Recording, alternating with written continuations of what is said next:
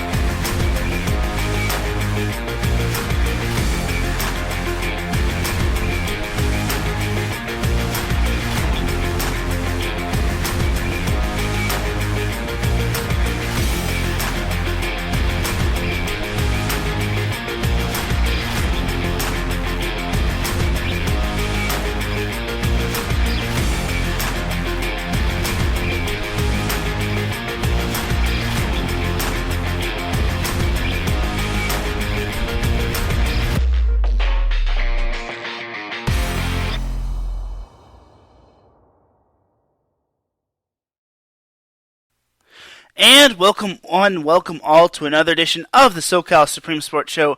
Thank you all for joining me on this beautiful Friday afternoon, Friday morning, Friday evening, Friday wherever you are listening from. Either way, you have made your way into episode 131 of the SoCal Supreme Sports Show.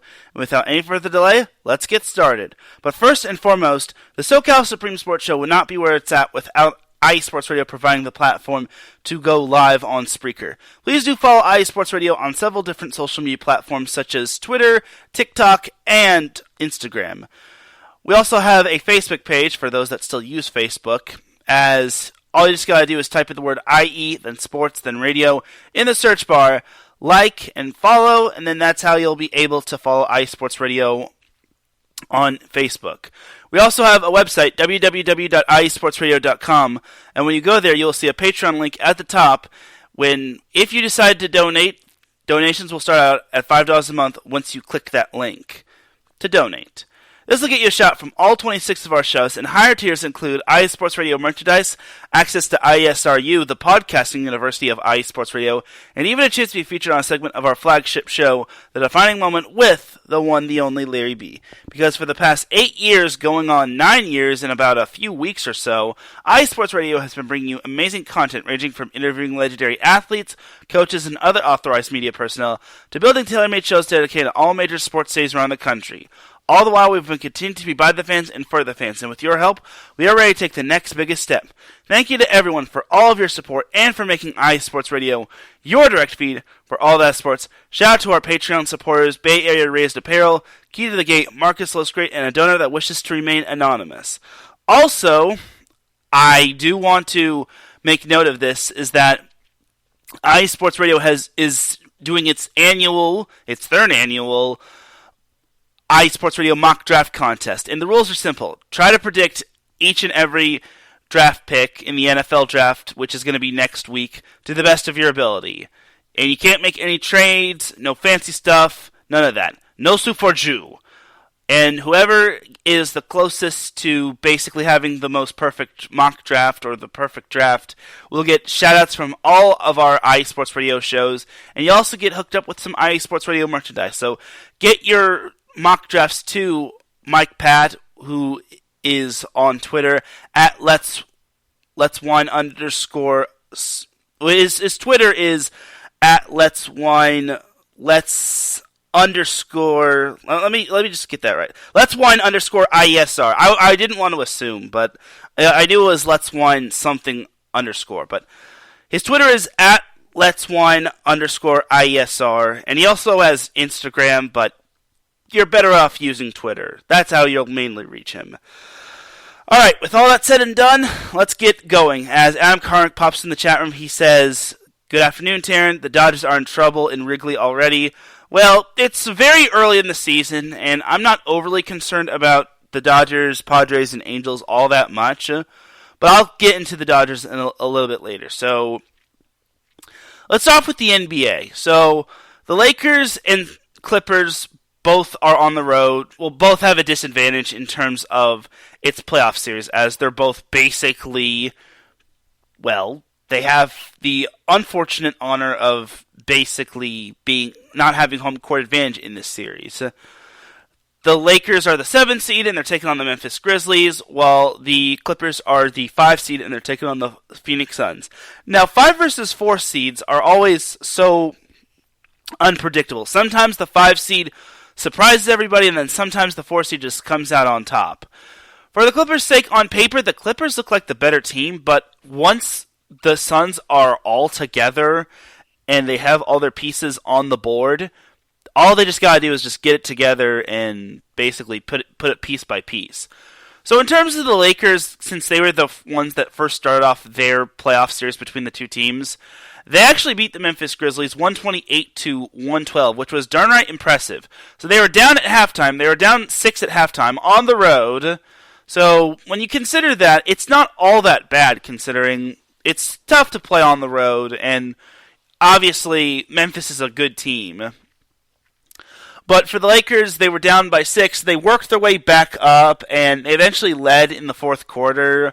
They were eventually up 113-112 with about 3 minutes and change remaining after, I think, Jaren Jackson made a three-pointer. Jaren Jackson Jr., that is. And then the Grizzlies never scored again, and the Lakers just locked them up, and they outscored them 15-0 in the final 3 or so minutes. So good on the Lakers for winning that game. Unfortunately, Tuesday's game wasn't really quite the same, as the Lakers wound up losing to a shorthanded Memphis Grizzlies team. Now, the Grizzlies unfortunately did not have Ja Morant, who hurt his hand, and he was out for game number 2. So we don't know what his status is going to be like for game 3, which is Saturday. But it really sucks that the Lakers lost that game. If they had won that game against Memphis, they would have put Memphis on its heels. And boy, being up 2-0 going back to the Crypto.com arena would have been huge for the Lakers. And I guess we could all put away the theory that the Lakers are going to sweep the Grizzlies, because it ain't happening. But for the Lakers, they took 1 out of 2, which isn't bad, as, like I said, Saturday, the series shifts to Los Angeles, and hopefully for the Lakers' sake, they can get it together. They're kind of going to need to get their act together, and they're kind of going to need to play to their potential, because if they don't, well, they could be on the one-and-done train. But we'll see what happens for them going forward. I think as long as Anthony Davis stays healthy and he's playing his big boy game, the Lakers should be fine. And D'Angelo Russell has to have big games. Rui Hachimura has been stellar. He has been a delight for the Lakers ever since getting him in that trade from Washington. So everyone else just has to step up. Austin Reeves has done pretty decent. LeBron's done great wonders. But it's basically everyone else has to put the pieces together, because the Lakers are only as strong as some of their weakest links. And the Lakers as individuals don't really amount to much, but the Lakers as a whole, they're basically a river, and basically they're pretty good for a 7 seed. But we'll see what happens with the Lakers going forward. Alright, that's that for the Lakers. Let's jump to the Clippers. So much like the Lakers, the Clippers had success in Game 1 against the Phoenix Suns, as they won that game 113-110.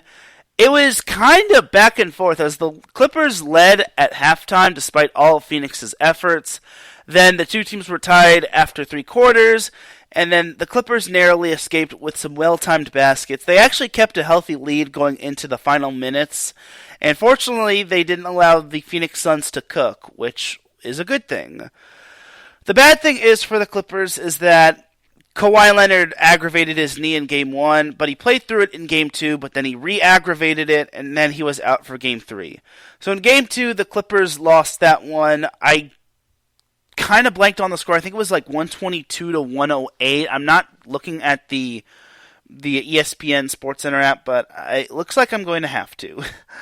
But the Clippers did lose game number 2 as it was 123-109. So I was close. I was off by 1 point for both teams. It was actually 115-110 because the Clippers got a garbage time dunk at the end, which is pretty funny. But the Clippers and Suns were tied 1-1 going into Thursday's game, which shifted into Los Angeles. And despite not having Kawhi Leonard, who actually sat out that game with a knee injury, and not having Paul George, who doesn't look like he'll be available this series, the Clippers lost to the Suns 129-124. Now, that's not a bad result considering the Clippers didn't have 2 of their best stars. It just goes to show that the Clippers are just such a tough team to get rid of, and honestly, they're well coached by what's-his-face, Ty Lue. Norman Powell, my goodness, this dude, he poured in 42 points, and they needed him to step up. It also helped that the Clippers got Bones Highland, who had 20 points off the bench. Russell Westbrook had 30 points, which was quite nice. He also had 12 assists and 8 boards, which is great. Unfortunately, it just was not enough as Devin Booker just torched the Clippers. Every starter for the Suns was in double digits. Kevin Durant had 28 points. Like I said, Devin Booker, he had 45 points. Torrey Craig, 15 points. DeAndre Ayton had a double-double, 12 points, 11 boards. Even Chris Paul, old man Chris Paul, had 11 points, 7 assists, and 6 boards. So, unfortunately for the Clippers, they're now in a little pickle because Game 4 is it's kind of crucial. They have Game 4 on Saturday at 12:30 p.m. Pacific time. They need to win that game, otherwise this could be quite the sticky situation going into Tuesday's game at Phoenix, just because the Clippers cannot afford to be down 3-1 going back to Phoenix, because if that's the case, without Paul George, and heaven knows what's going to happen with Kawhi Leonard, that could be not a good situation, being back on the road and being down 3-1. I mean, the Clippers, I guess, could have that potential to pull off the 3-1 comeback series victory and win it 4-3, but it's pretty tough just because the Suns have so much firepower with Kevin Durant and Devin Booker, Torrey Craig, like all those guys that I just mentioned. And when they're all clicking and they're all scoring double digits, it just makes it tougher for the Clippers to basically stack up to the Suns. So for the Clippers, they're just going to have to hope for the best and hope that they do get Kawhi Leonard back, because Kawhi can win you games, as Davidson Crooks put in the chat room last week. And he can get you at least 1 or 2 games. Without Kawhi, I don't know what the Clippers can do. I mean, Russell Westbrook and all those other guys can only do so much. So we'll see what happens with the Clippers going forward. But it is what it is for the Clippers. I'm still rolling with my prediction saying Clippers in 7. Again, with no Paul George, I kind of have to throw the whole Clippers in 6 theory out the window. So I'm just going to say Clippers in 7. And I'm still going to stay with my prediction of Lakers in 6 over the Grizzlies. So we'll see what happens. Alright, before I wrap up the NBA, I have a little public service announcement, and I really need everybody to listen carefully. I've been getting wonderings about if I'm going to be talking about the Sacramento Kings. Yes, the Sacramento Kings. Not the LA Kings, the Sacramento Kings. And I'm just going to tell you all this. I don't cover the Sacramento Kings! The Sacramento Kings are in Northern California. This is the SoCal Supreme Sports Show. For the love of God, if one more person asks me if I'm going to be talking about the Sacramento Kings, they are going to be on Dum Dum of the Week no matter who they are. I do not care, because I do not cover Northern California. I cover Southern California, so please do not ask me if I'm going to be covering the Golden State Warriors or the Sacramento Kings. No, I'm not going to be covering any of that. No, it's not my domain. So please, for the love of all that is cheese pizza, stop asking me if I'm going to be covering the Clippers. The Kings. Stop bringing up the fact if I'm going to be covering the Sacramento Kings, if I'm going to be talking about the Sacramento Kings. Do not bring up the Sacramento Kings unless the Lakers or Clippers are playing them in the playoffs. Please do not bring it up. Because I guarantee you will be on Dum Dum of the Week, and I'm not going to hold back on you. So please do not mention Sacramento Kings. Do not ask me if I'm going to be talking about the Sacramento Kings. And please don't mention it. Because Sacramento is in Northern California. Look up, this is why we have Google, for goodness sake. Look up Sacramento, and it's going to say it's in Northern California. I guarantee you. I just have to get that out off my chest, because there have been a couple of people mentioning the Sacramento Kings, and I just had to tell them I don't cover the Sacramento Kings. That's in NorCal. The Lakers and Clippers are SoCal. I cover those two. Until the Sacramento Kings move to Southern California, I ain't covering them. Anyway, that's all I needed to get off my chest. But be warned, everybody, for those that do mention if I'm going to be for those that do ask me about the Kings, or for those that basically straight up are telling me, what do you think about the Sacramento Kings? It's like, I don't care about the Kings. All I'm focused on is the Lakers and Clippers. Alright. Yes, Adam, I do feel better. So I had to get that off my chest, and it's like, I really just had to get that off. I'm sorry. I'm sorry if I blew up everyone's earbuds or headphones or speakers, but it's like, I really have to get that out, because some people are asking me about the Kings and bringing up the Sacramento Kings, and it's like, no, this is the SoCal Supreme Sports Show, not the NorCal Supreme Sports Show. When we get a NorCal host, you can go pester them about that, but for right now, please don't mention the Sacramento Kings or bring up the Sacramento Kings or ask if I'm going to be talking about the Sacramento Kings, because I guarantee you will be on Dum Dum of the Week. You are warned now, everybody. So, please. Alright.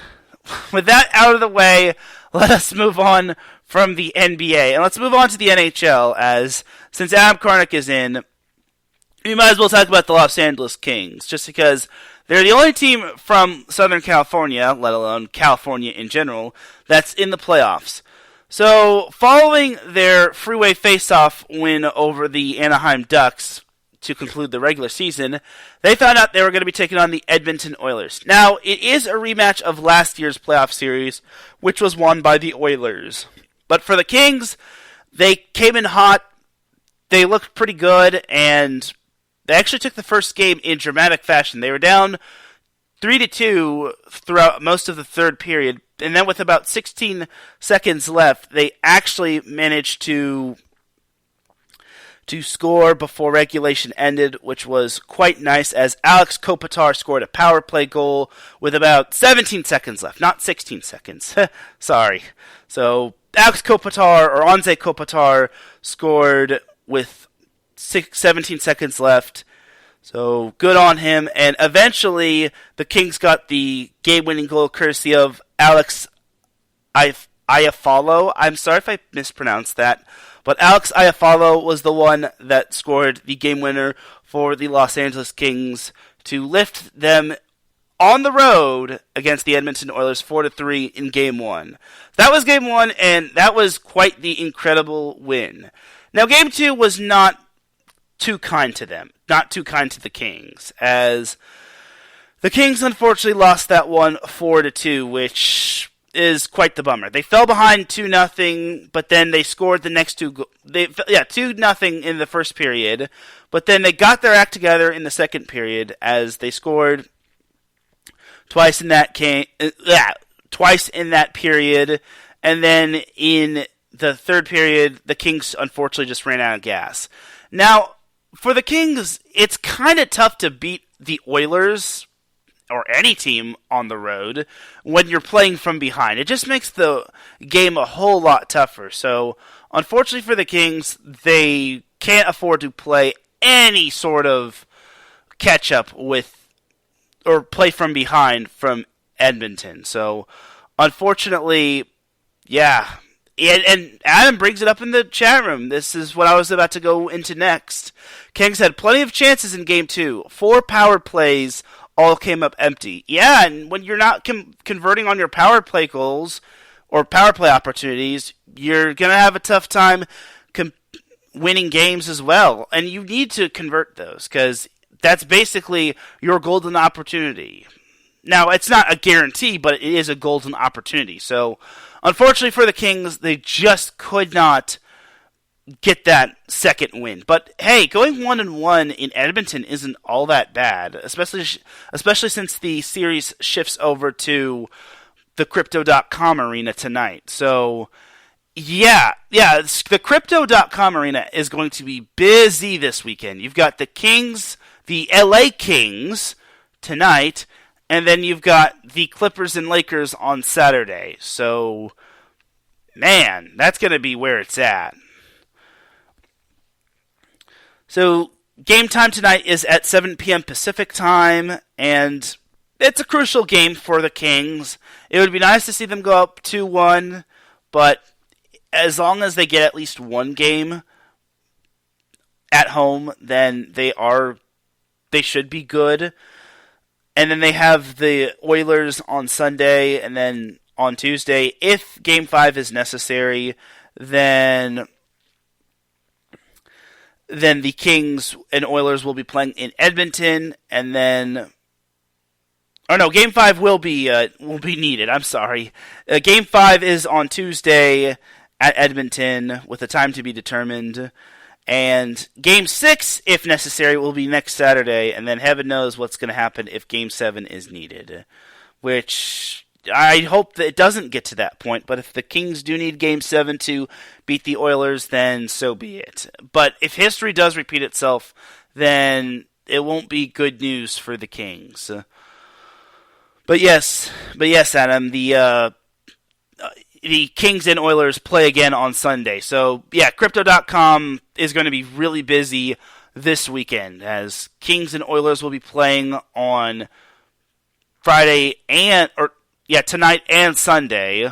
And then you've got the Lakers and Clippers on Saturday. So, Crypto.com arena is where it's at. So, I can't wait to see what the Kings can do. I think the Kings definitely have a good shot at beating the Oilers, but the Oilers are pretty darn good. And the Kings were looking good early back in the regular season. They had their chances to win the division or at least get second, and then unfortunately they just slipped up and they kind of fell backwards behind the Oilers and the Golden Knights, and eventually they just could not catch up, which it is not good.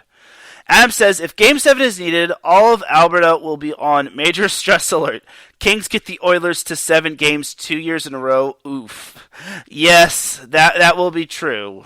That is definitely true. And hopefully in that Game 7, if it's needed, we do get like the Game 7 LA Kings from 2014, back when they won the Stanley Cup, and they kept winning all these Game 7s, regardless of who they were facing, whether it was the Sharks or the Ducks, or any of that sort. So, we'll see what happens when it comes to the LA Kings, but for right now, They just got to take it one game at a time. They got to play tonight. They got to get through tonight, and then we'll see what happens come Sunday against the Oilers, and then we'll see what happens on Tuesday. But for right now, tonight is all that matters, and nothing else matters in the process. Alright, that is that for the NHL. Let's jump to a little NFL, as I talked about it early in the show, is that the NFL draft is next week, and the Chargers have a first-round pick, and we are getting lots. I've been seeing a whole lot of mock drafts regarding the Chargers. Some are saying they're going to get Bijan Robinson, or I think that's his name, the Texas running back. Some are going to say they're going to get the tight end from Notre Dame. I forget his first name, but it's like something Meyer. The Chargers do need a tight end just because, as much as Donald Parham is good, he's not going to ultimately cut it. Like, the Chargers need that big tight end threat. And Gerald Everett isn't bad, but he's not like the truest of elite tight end talents. And they also need a good blocking tight end just to keep Justin Herbert from obviously getting crushed. So I have no idea who the Chargers should take in round one. I think they can go tight end, they can go running back, they can go best available, they can also go offensive line, they could also go edge rusher, but all in all for the Chargers, it's going to be interesting to see what they can do going into the draft, but we'll see. Excuse me a second. Sorry, a little stuffed up as I'm still trying to get over these allergies / cold / everything that is literally hindering me from being 100%. But either way, back to the Chargers. The running back situation is kind of interesting with Austin Eckler. Obviously, it sucks that Austin Eckler kind of demands a trade, or wants a trade. I mean, and the Chargers' cap space isn't ultimately great, though they kept Keenan Allen, which is a plus, and having Eric Kendricks was a plus for that defense. But ultimately, for the Chargers, I would like to see them possibly getting Eckler a new deal, or maybe getting a haul for Austin Eckler. We will see what happens with Austin Eckler. Obviously, running backs are replaceable because you draft in the NFL draft for running backs. I mean, look at what the Kansas City Chiefs did with Isaiah Pacheco. Obviously, they also had Jerick McKinnon, but that's besides the point. The point is for the Chargers is that they got to make a decision with Austin Eckler. Do they want to keep him and make him their main threat in terms of their running back core, or do they want to just trade him away and see if they can get a haul or a bounty for him? But for Austin Eckler, I whether he stays or goes, I wish him nothing but the best, and I hope he does stay. That's because Austin Eckler is a fantastic running back, and he's just a down-to-earth guy. And I always see him on the challenge following all these NFL games, and I give him lots of credit. Even after losses, he calls into the show with Fred Rogan and Petros Papadakis, which it's not going to be the same without Fred Rogan. Anyway, but mad props to Austin Eckler on everything he's done, and whether he stays or goes, I wish him the best, and I'll still be behind him regardless. Just because he's such a great down-to-earth guy. So, we'll see. And he's also good for fantasy football, so Alright, so that's that for the Chargers. Jumping over to the Rams. The Rams don't have a first-round pick. Let's move on. Okay, I'm kidding. The Rams will not be picking until the 69th pick. Yes, I know what y'all are thinking. Oh my god, 69, so funny. Yes, let's get that 69 joke out of the way. They won't be picking until the third round, which I guess. But it is what it is for the Rams. As long as they have draft picks, they could build around that. But for the Rams, everything. everything's kind of going down the pot for them. Pardon me, hiccups. The Rams unfortunately traded away Allen Robinson to the Pittsburgh Steelers. Now they did get a better 7th round pick, which I guess is good, but they had to trade away their other 7th round pick. So I don't know what to really say. I mean, Allen Robinson didn't really contribute all that much, and yet everyone and their moms were saying that Allen Robinson was going to be the left or right hand man of Cooper Kupp and all that sort of thing. And unfortunately, Allen Robinson didn't really pan out. But for Allen Robinson, I do wish him the best. And this is just another blow it up moment thing for the Rams. Like, they're just straight up blowing it up, and they're just giving everything away. And I wonder how long it'll take before we can all stop using the Rams still got a ring out of it. Because obviously they're now going into full rebuild mode, and they're basically giving everything away. They gave away Bobby Wagner. They gave away Allen Robinson. Heaven knows who's next. And my goodness, the Rams is looking like the future is looking bleak for them. Obviously, they have Matthew Stafford and Cooper Kupp and Aaron Donald and a few of their other guys, but it's like they're going to have to really make a splash without exceeding the salary cap, of course. But for right now, it's tough times for the Rams, but hey, we still have a lot of offseason remaining. So it can get better, but it could also get worse for the Rams. We'll see. Anyway, that's that for the LA Rams, and let's jump on over to some MLS just because El Trafico was a thing last week, and the LAFC still remains unbeaten in MLS games as they wound up beating the LA Galaxy 3-2, as it was actually tied 1-1 after the first half. Carlos Vela scored the first goal, and then Tyler Boyd... No, not the Tyler Boyd from the NFL. Tyler Boyd, the soccer player, scored in the 41st minute, and it was 1-1, and it was looking like LAFC might be in trouble, and the LA Galaxy might actually have a shot. But then we all realized LAFC is the reigning MLS Cup champion. Carlos Vela nailed a penalty shot in the 68th minute, and then 2 minutes after that, Ryan Hollingshed scored a goal to put LAFC up 3-1. So what was looking like it was going to be good for the Galaxy turned out to being pretty bad. And even though Marky Delgado scored at the 84th minute, the Galaxy just could not get that second goal, as the first round of El Trafico goes to LAFC, as LAFC continues to stay unbeaten in the MLS, as LAFC is now in second place in the Western Conference, as they are right behind St. Louis, which still continues to rule the Western Conference with an iron fist.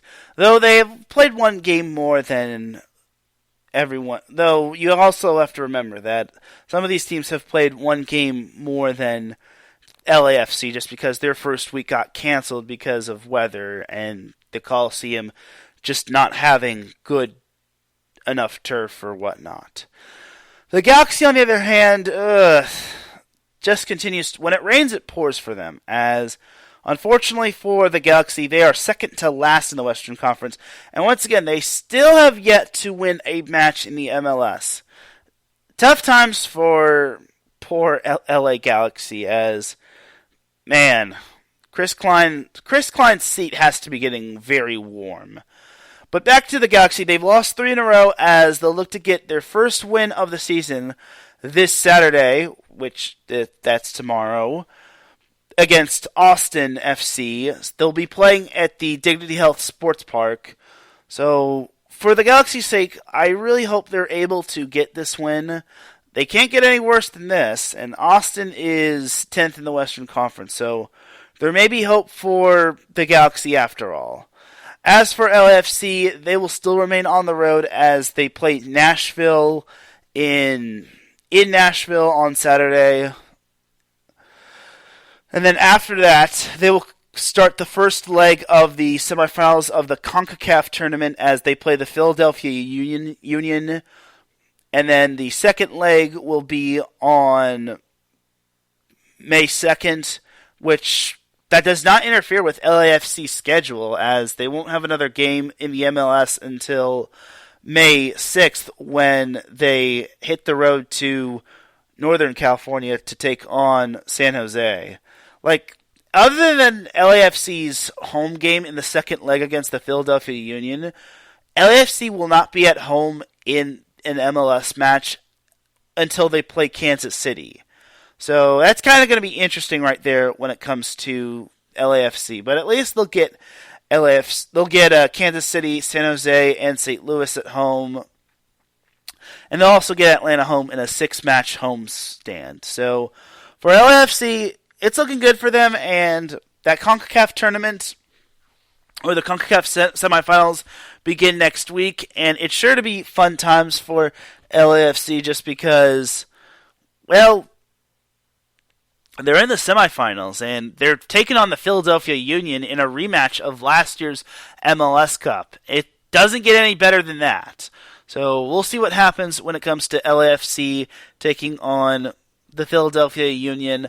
Obviously, it won't count toward the MLS record, but it would be nice to see LAFC pulling off the win over the Philadelphia Union and advancing in the CONCACAF tournament. It would be nice to also see LAFC win the CONCACAF tournament as well. But if they don't win it, it's not a huge deal. Like, it's not the end of the world if LAFC loses the CONCACAF tournament.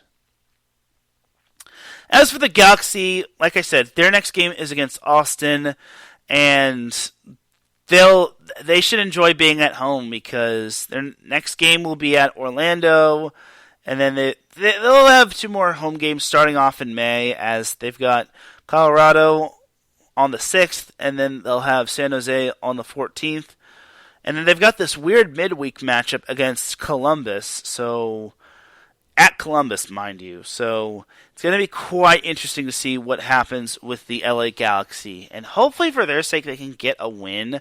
Like, again, they can't get any worse than what they have been.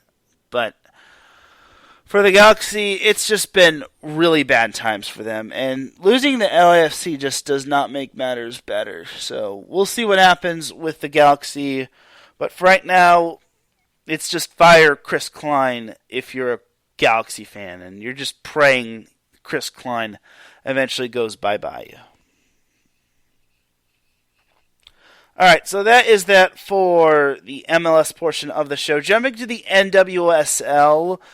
Yeah, we got a lot of SoCal sports happening, as the NWSL is kind of in its little challenge. It's in its group stage play, which will resume on Friday, or will resume on May 3rd for Angel City.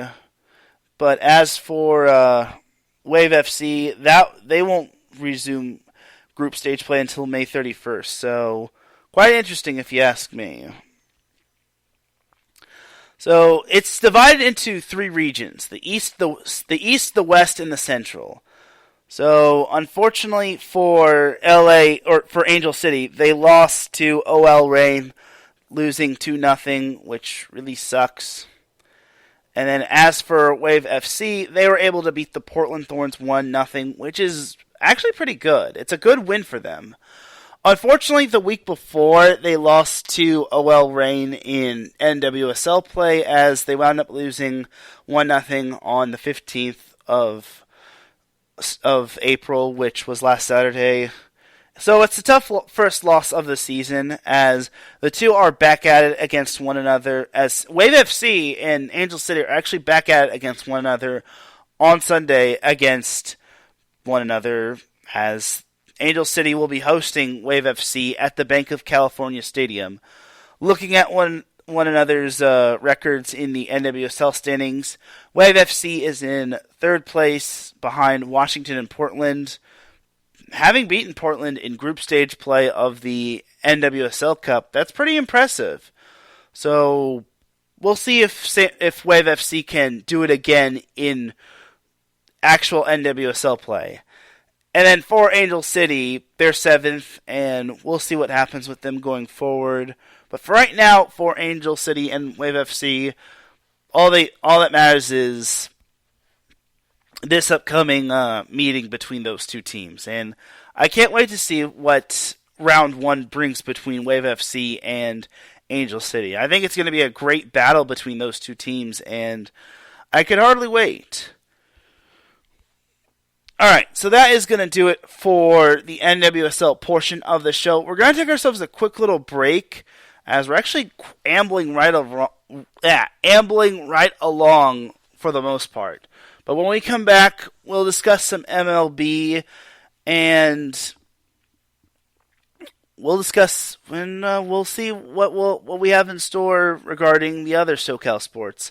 If not, this may be a shorter show, as we still have the Dum Dum of the Week and the Big W Awards to give out.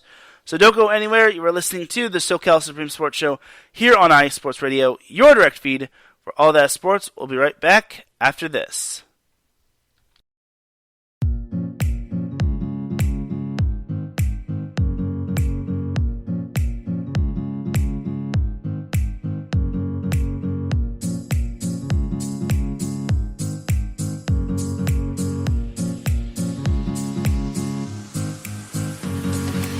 Hey there, sports fans. Are you looking for a sports show that maybe isn't 100% about sports? Then you might want to check out the Sports Couple Perspectives right here on IE Sports Radio, your direct feed for all that is sports. Most sports shows cover only scores and stats, and while we're not opposed to that, we dig a little deeper into sports issues and some of the hottest topics in athletics. In addition to sports, we take a journey through my neck of the woods, pop culture, with movie reviews of both sports and non-sports films. Speaking of pop culture, make sure to participate in our game nights, where we quiz each other on our specialties, and you, the listeners, can win IE Sports Radio apparel. We always have a great time learning more about each other's worlds, one show at a time. So join us each week on the Sports Couple Perspectives, right here on IE Sports Radio, your direct feed for all that is sports.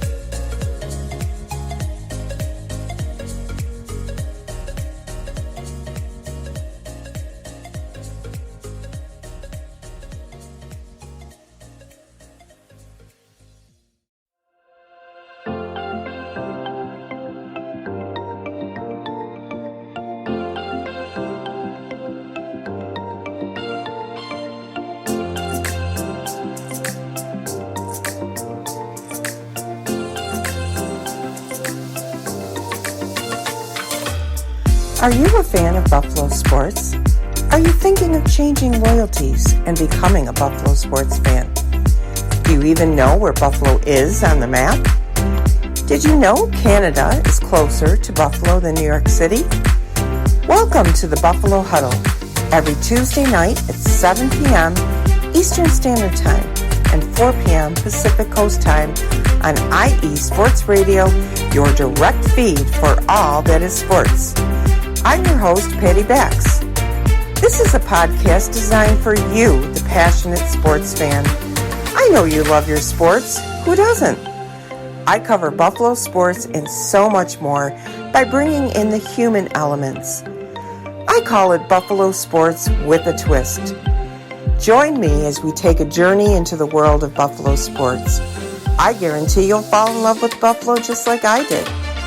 Each week we start with an inspiration, question of the day, a Buffalo fun fact, and our weekly challenge to you, the listener. Come huddle up with me every Tuesday at 7 p.m. Eastern Standard Time and 4 p.m. Pacific Coast Time for the Buffalo Huddle with Patty Bax on IE Sports Radio, your direct feed for all that is sports. As we say in Buffalo, go Bills!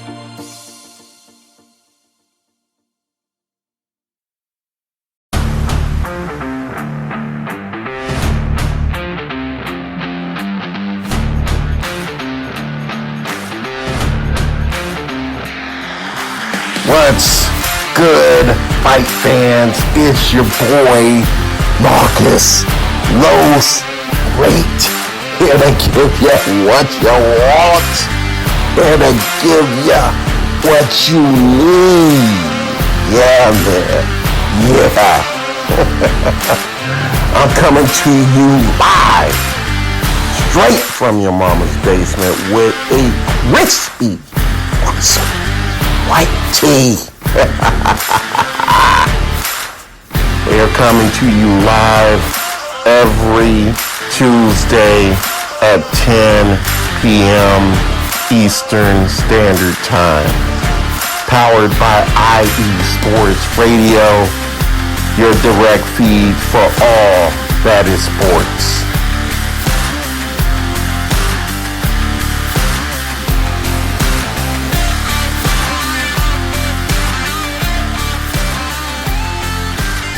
That's right, everybody. Definitely check out Marcus Lowe's Great and all of our amazing other shows on IE Sports Radio, your direct feed for all that sports, as we are in the second half of the SoCal Supreme Sports Show. Speaking of Marcus Lowe's Great, he pops in the chat room. He says, "Oh, snap. Marcus Lowe's Great has come back," because he put that in capitalization, to the SoCal Supreme Sports Show. Feels like forever. Hey, Marcus, salute to you on making your return to the chat room. And Larry B pops in. He says, "Do we dare feel hopeful about the Lakers? I don't know how to feel, LOL." That's actually how I feel when it comes to the Lakers. They're basically Dr. Jekyll, Mr. Hyde. And it's like, I don't know whether if I should feel hopeful or whether I should feel worried about them losing to a Memphis Grizzlies team that was missing Ja Morant. But that's besides the point. The point is that we have other action happening in the Southern California sports world. So let's get on into the second half of the SoCal Supreme Sports Show. Looks like we've tackled mostly everything, as, I don't know if we'll have a shorter show, but if that is the case, we still have the MLB to tackle, obviously. And as Adam put earlier in the chat room, way earlier in the chat room, the Dodgers are in trouble early on. Well, it's the bottom of the fifth inning, and, well, the Dodgers are in really big trouble. They're down 9-0 in the bottom of the fifth inning, and the Cubs have two men on base with no one out. And yeah, it's only the fifth inning, so, and like I said, the Cubs are up 9-0, and yeah. That's concerning for the Dodgers. You want to know what else is concerning? And this is actually a perfect segue to go into the Dodgers. Well, everything else for the Dodgers, as I don't know what's going on. Now, obviously it's early in the season, and there's still only one game back of the Arizona Diamondbacks, which never thought I'd see them leading the division. But it's like the Dodgers are 10-10 through 20 games, so there's that.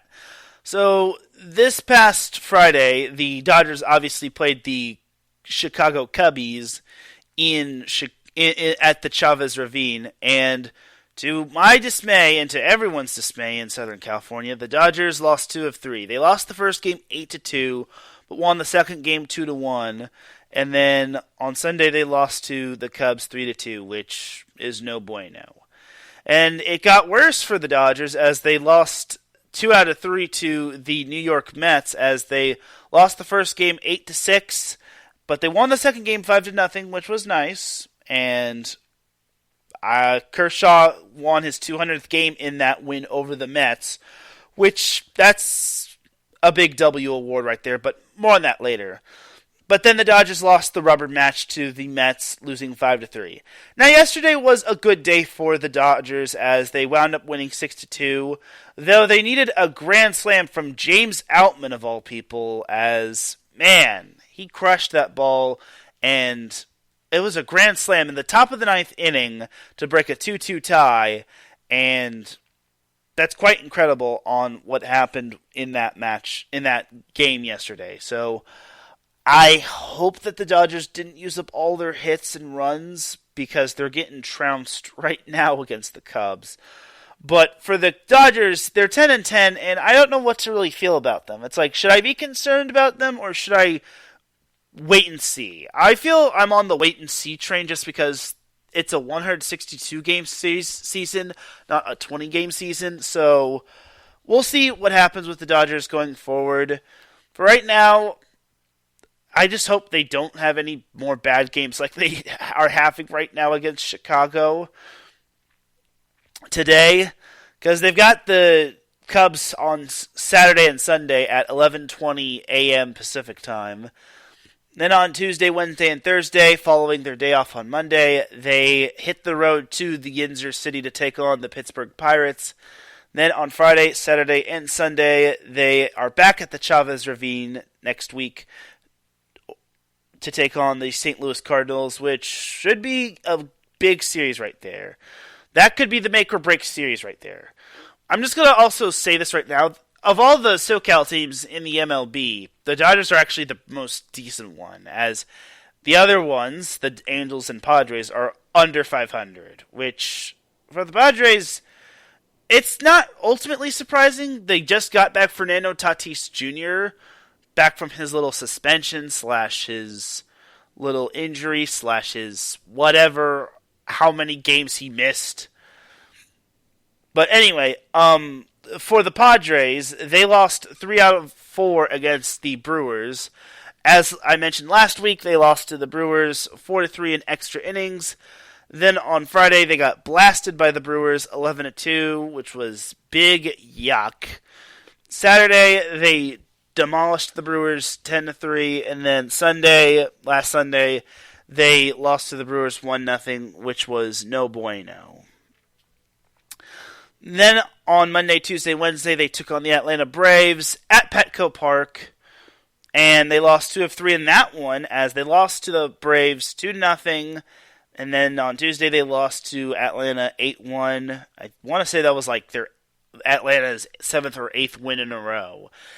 Fortunately for the Padres, they snapped whatever winning streak the Braves had, as they won 1-0 on Wednesday. And then yesterday marked the return of Fernando Tatis Jr., which was excellent for the Padres, as I don't think they could have asked for a better return game for Fernando Tatis Jr., as the Padres wound up winning 7-5 against the Arizona Cardinals in Arizona. The two teams are back at tonight at 6:40 p.m. Pacific time, and they also play one another on Saturday and Sunday. After the Padres have a day off on Monday, the Padres head down to Chicago to take on the Chicago Cubs at Wrigley Field. Then they have Friday off, and then they have a 2-game series. It's the Mexico City series against the San Francisco Giants, and we all know how I feel about the San Francisco Giants and how the Padres need to win that series against San Fran. And yes, I called it San Fran. What are y'all going to do about it? Anyway, but for the Padres, it would be nice to get some wins over the divisional foes, mainly against the Diamondbacks. Like, this is the division could be ripe for the picking, considering the Dodgers are struggling early on. The Cardinals, we don't know how long their success is going to last. The Giants are kind of an anomaly, and we don't know and the Rockies are the Rockies. So this could be the Padres' time to strike while the iron's hot, especially when Fernando Tatis Jr. is working his way back. So for the Padres, they could be smelling some fresh meat. And we all know what happens when a dog sniffs fresh meat. That dog's going to eat it. Anyway, jumping over to the Angels. So the Angels, remember how the Angels were starting off good and they were leading the division? Well, all good things are coming to an end. Well, at least for the Angels' sake. They lost 4 out of 5 against the Boston Red Sox in Beantown. Why am I blanking on Boston's stadium name? Excuse me a second. Fenway Park.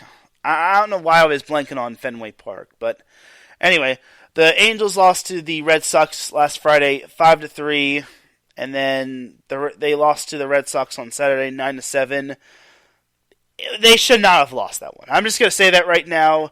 They allowed 3 runs in the 8th inning. They were up 7-6, and unfortunately, that was kind of it. I mean, the Red Sox obviously made their comeback as the game progressed following the first inning, but the Angels just collapsed in that 8th inning, which is absolutely disgusting. Then on Sunday, the Red Sox beat the Angels 2-1, which, man, it seems like whenever the Angels' offense is awake, their pitching sucks. But when the Angels' pitching sucks, the bats are just quiet. And this being the case of the Angels straight up laying a goose egg against the Red Sox. Fortunately, they did salvage a win, a rare Monday win against the Red Sox, 5-4. It was an early morning game for those on the West Coast. As following that game against the Red Sox, they traveled to the Big Apple to take on, or the Bronx to take on the New York Yankees, as they lost 2 of 3 to the Yankees.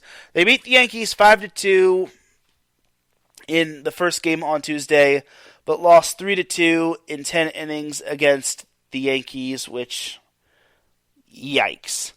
And also Aaron Judge robbed Shohei Ohtani, and he even hit a 2-run home run. Or he hit 2 home runs, not a 2-run home run, but he did have 2 home runs. Either way, yeah. Oh no, he did have a 2-run home run. So I'm just looking at this incorrectly. So yeah. Aaron Judge basically said, anything you could do, I could do better.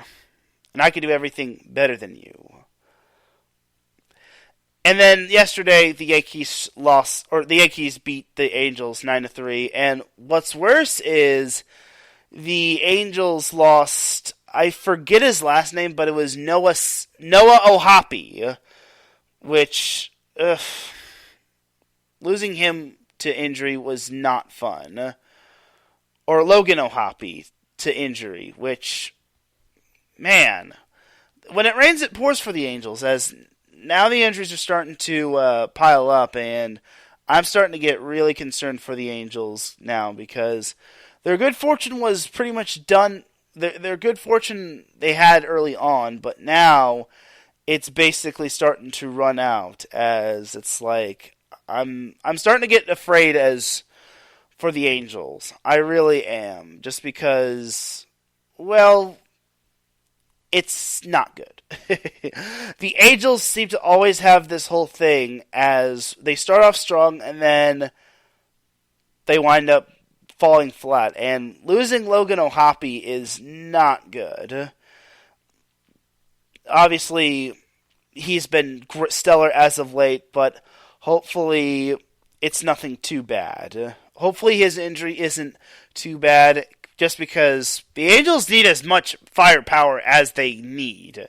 Like, the Angels, honestly, they're kind of like a broken mirror. When they crack, they're no longer good. I don't know if that's the correct analogy or correct comparison, but it's like, I kind of feel it is the correct comparison for them. So, unfortunately for the Angels, it's just they're basically just going to have to wait and see on what Logan Ohapi's status is, but they're going to have to hope that everyone else steps up, and hopefully for the love of God, they can get some run support for these pitchers that actually have good games, especially like Shohei Ohtani, and then they could actually have good pitching when their bats are alive. I'm just saying, y'all. Anyway, so tonight the Angels have a 3-game series at home against the Kansas City Royals, and it goes all the way up till Sunday. Monday through Thursday of next week, the Angels will be hosting the Oakland, soon-to-be Las Vegas Athletics. And then Friday, Saturday, and Sunday, the Angels will head down to the Land of Cheese to take on the Milwaukee Brewers in Wisconsin. So we'll see what happens with the Angels, but for right now, I'm not even going to hold my breath on the Angels possibly working their way back into the AL West, top of the AL West, because they're tied with the Houston Astros, which for second place. I don't know how I feel about that, but I guess the good thing is that they have a positive run differential, which I can't say for the Padres. I'm just saying. Anyway, so that is that for the Angels right there, and being an Angels fan is not fun.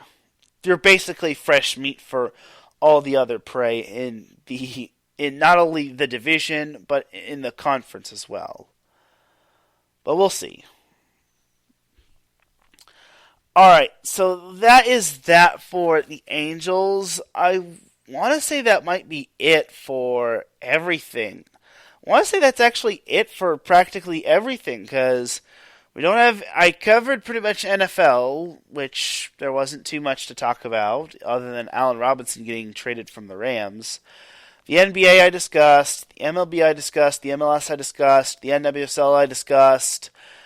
I didn't want this to be like an hour-ish show. I thought I'd be like at least 90 minutes, but it looks like we've gotten through pretty much everything for the most part, which means it is time for Dum Dum of the Week. But before we get on into that, the Cubs are down, or the Cubs are beating down the Dodgers 12-0. Well, the Dodgers had their little fun last night against the Cubs when they won off of that that go-ahead grand slam from James Outman, but unfortunately the Dodgers are coming back down to earth, and now every SoCal team is going to be under 500 unless the Padres and Angels win tonight. But for right now, let's get on into the Dum Dum of the Week and the Big W Awards. So, as I mentioned, for the Big W Award, I mentioned this earlier, Clayton Kershaw got his 200th victory of his career, and the dude deserves lots of credit. He deserves his flowers, and yes, I know everyone's going to say the ring that he won was nothing more than a Mickey Mouse ring, but I do not care. Any other team that would have won it would have probably been praised as gods or anything of that sort. But for Clayton Kershaw, getting his 200th win is quite incredible, and he deserves all those 200 wins. And I understand that Clayton Kershaw has had some of his not-so-fun good moments, but I will also say this, Clayton Kershaw deserves his flowers for staying with the Dodgers, staying true to the blue, and basically just eventually working his way and getting that ring and basically getting his 200th win. And I know all of us give him flack for being playoff Kershaw, which is not something we want to see, which, playoff Kershaw in most recent years or in the past obviously led to doom and gloom.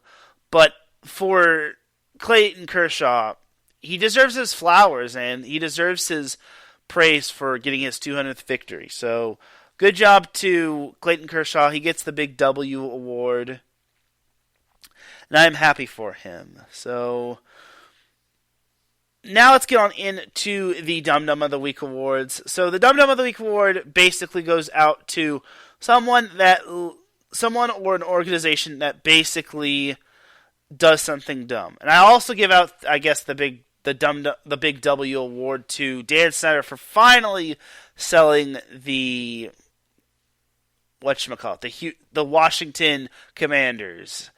As we don't know who's going to be buying the Commanders, but for right now, Commanders fans or Washington football fans, you're free from Dan Snyder for the time being. But that doesn't mean you're off the hook just yet.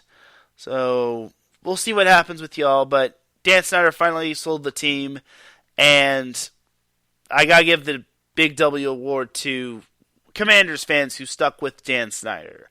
So yeah, I'm not gonna give it to Dan Snyder, I'm gonna give it to Washington Commanders fans, such as Mike Pat, who basically stuck through being a Commanders fan or a Redskins fan. I know I can't really say the R word, just because it's bad. It's a bad thing, but it's not a bad thing, but it's a naughty word. But overall, to Washington football fans or Commanders fans or Redskins fans, you get the Big W award for having to deal with Dan Snyder for all these years. Alright, now we get on into the Dum Dum of the Week awards. So, the Dum Dum of the Week goes out to someone that does something really dumb, that basically does something dumb, or an organization that does something dumb, and no one is safe from this award. And I already gave you all the warning where if anyone brings up the Sacramento Kings, or if anyone asks if I'm going to talk about the Sacramento Kings, you're going to be Dum Dum of the Week. So, just going to reiterate that right now.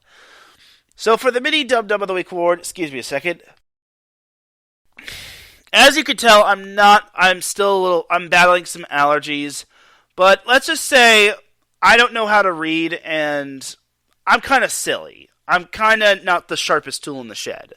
So I want to get as healthy as I possibly could, and I really need to take some sort of allergy pill, and I thought, well, I looked in the medicine cabinet, and I was seeing Benadryl, and I'm thinking, let's do Benadryl. And then when I got home from my little outing, my mom asked me, well, what allergy medicine did you take? And she was like, and I told her I took Benadryl. And then she's like, she was like, that stuff knocks you out. You know that, right? Yeah, I didn't read the box. Note to self, read the box. Fortunately, I didn't fall asleep when I was out and about, but I will say this, I feel rather silly for not reading the box. Now, again, in my defense, I really needed something to, get me through the day, to, get me close to 100%, because I don't know why these allergies are kicking my butt every single week. I'm praying I one day get to 100%. But for right now, I'm still battling allergies, and I'm still trying to hope that I don't do anything stupid when it comes to... and hopefully for my sake, and this is for everyone that is sick, please try to read the labels. Make sure to not take non-drowsy stuff in the daytime, and take drowsy stuff at night.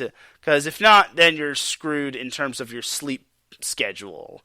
Fortunately, earlier in the day, I had a big nap, which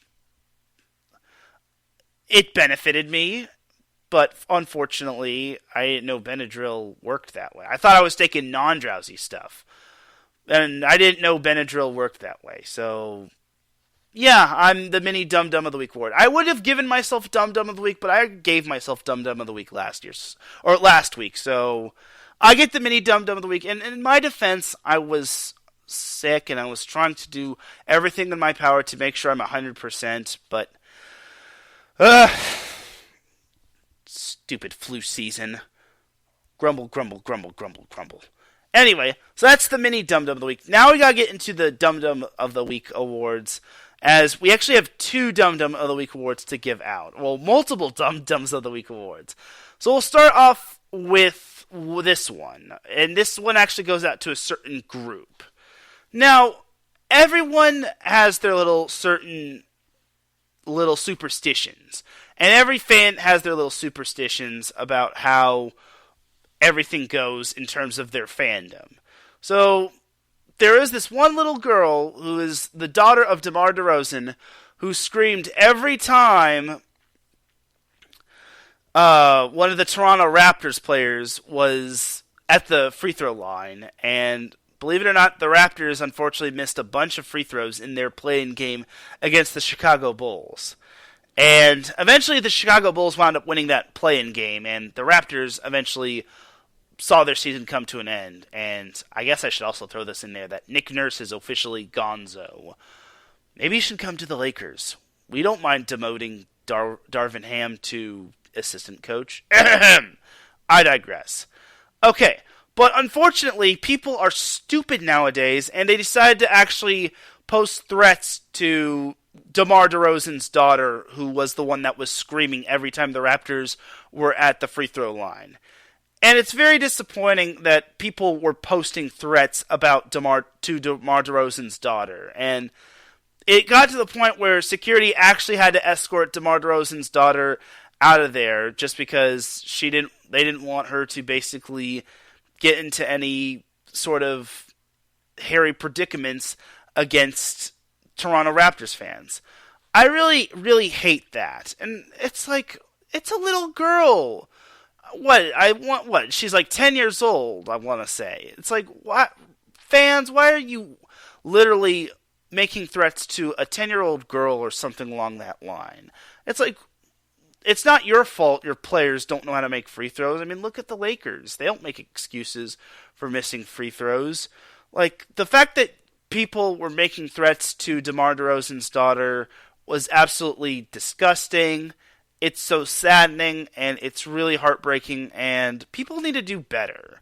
Like, I hope to God that no one ever has to make a threat to a little girl or boy or any sort of player's kid when it comes to that sort of thing. It's like, they're just kids, dude. If it was an adult, maybe it'd be a little understandable, but it's like, making threats in general just is not cool at all.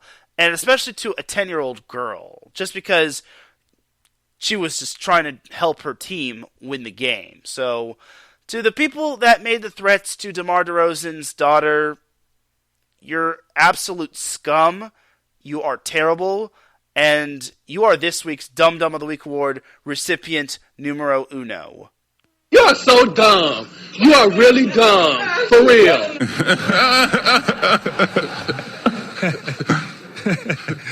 I probably shouldn't have even given them the Kawhi Leonard laugh, just because they don't deserve the Kawhi Leonard laugh, considering you made threats to a little girl.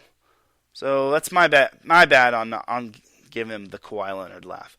I would also give the the Big W award to DeMar DeRozan for handling the situation really nice, and he said as long as his daughter was okay and not harmed in any sort of way, everything is fine, and it's just people getting mad over a game and whatnot. So, good on DeMar DeRozan for handling the situation to the best of his ability, and DeMar DeRozan, you're always SoCal at heart, even though you're on the Chicago Bulls.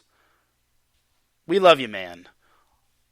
Anyway, so now we gotta get into Dum Dum of the Week Award number 2, and there actually is multiple people that are getting this award. So, unfortunately, remember how Calvin Ridley got busted for, gambling, and he got 1 year suspension?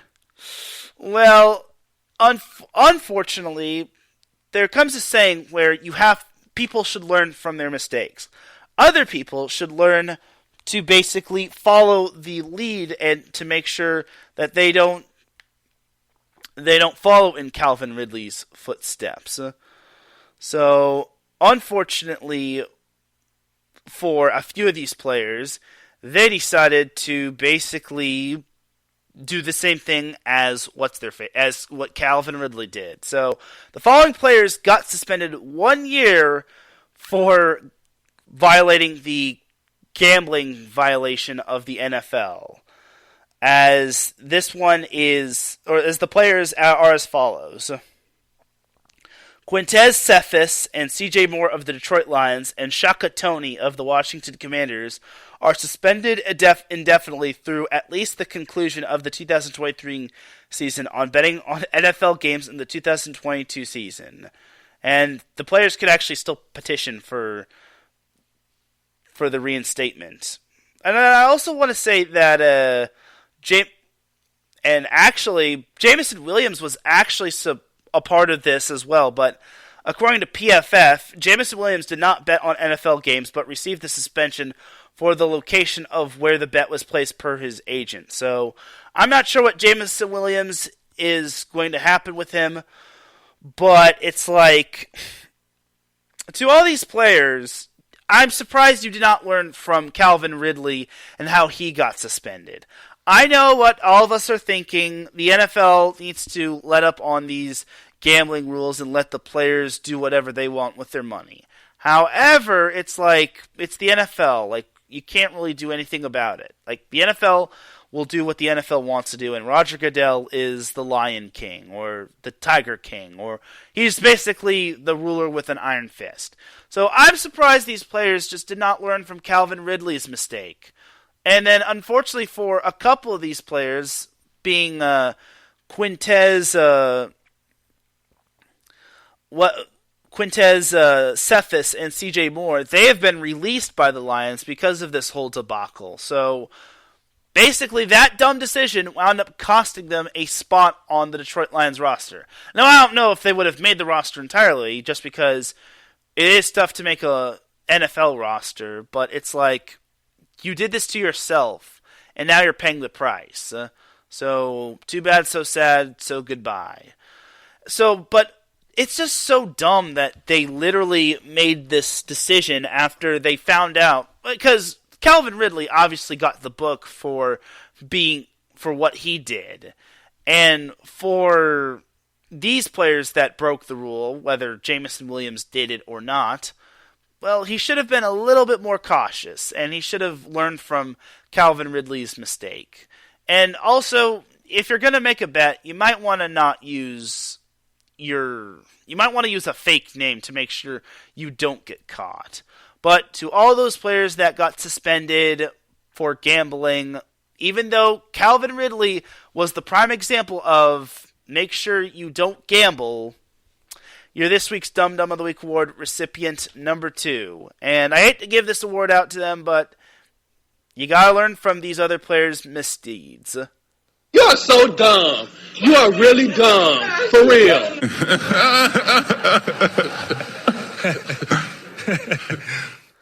And that, my friends, is all she wrote.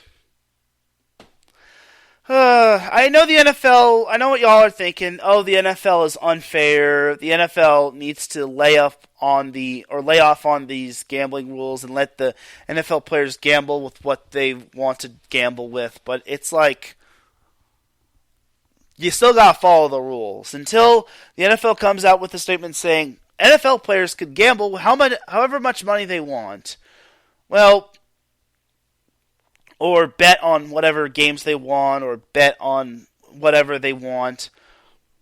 You still have to follow the rules. And if you can't follow the rules, you're basically going into suspension. The suspension house. I was going to say you're going to jail, but it's like they're not really going to jail. You're going to NFL jail, where you don't pass go, you don't pay $200, you don't collect $200, and more importantly, you don't collect boardwalk and whatnot. But those players are basically done for this season. So don't even think about drafting them in NFL fantasy, because if I see someone drafting Jameson Williams in NFL fantasy, I promise y'all that person will be Dum Dum of the Week. But now there is the possibility of Jameson Williams being reinstated, but for right now, we still don't know. It's pretty much Jameson Williams is in the hole. And I still need to do my little experiment on if breakfast ramen is good. You know, the breakfast ramen with like pancake flavored, syrup flavored, and egg flavored mixed together with the noodles. So I still need to do that little experiment. And I promise y'all I'll try to get that experiment in next week or soon. I've just been busy, just because this week has been the Big West Conference men's volleyball tournament, which I'll be at tonight. But on that note, I'm saving the volleyball for set point, y'all. But on that note, that is going to do it for this week's episode of the SoCal Supreme Sports Show. Ladies and gentlemen, it is that time for me to get on out of here, because I got to be leaving pretty soon, and y'all don't want to hear my nasally voice. You dig? Thank you, everyone, for tuning in to the SoCal Supreme Sports Show. I really do appreciate everybody tuning in. If you listen live, I appreciate you. If you listen on the playback, I appreciate you. If you listen at work, I appreciate you. If you listen at any time, any place, anywhere, I really do appreciate you. Shout out to everyone in the chat room. Marcus Lowe's great, Larry B, Adam Karnick, and Mike Patton popped in for a little bit. I really do appreciate everybody that tuned in. For everyone here at IU Sports Radio, this is Teran Rodriguez signing off. Have yourself a great weekend. Try to stay healthy, because I want to say flu season is practically over, but me, until I'm 100%, it's not quite over. If you're going to be in the Irvine area or the UC Irvine area, that's where I'll be for tonight's that's where I'll be for tonight in the Big West Conference Men's Volleyball Tournament. I will see you all Monday for Set Points. Until then, have yourself a great weekend, and remember, SoCal is for SoCal. Peace, y'all! And remember, I do not cover the Sacramento Kings or the Golden State Warriors. Have a great weekend, everybody.